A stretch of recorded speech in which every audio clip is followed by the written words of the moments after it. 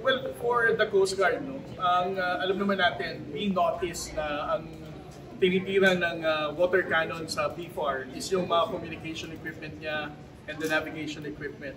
So, dun sa question na flag ba talaga ang intentionally na tina-target ng People's Republic of China? Well, we can probably say na that would be possible, but the objective of the water cannoning ng nakaraang insidente noong April 30 is for them to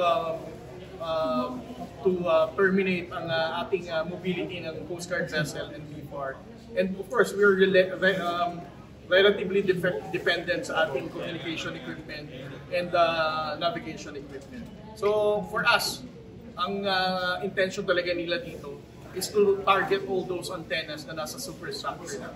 For viewers, ordinaryong tao, makikita na ang bandila natin tinitira ng water cannon, ito talaga napakasakit sa atin bilang Pilipinas. Ito ang panawagan natin ng gobyerno ng Pilipinas.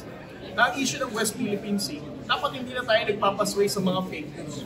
Dapat ikinagagalit nga natin kung sino yung mga nagpapakalat ng mga maling impormasyon na yan.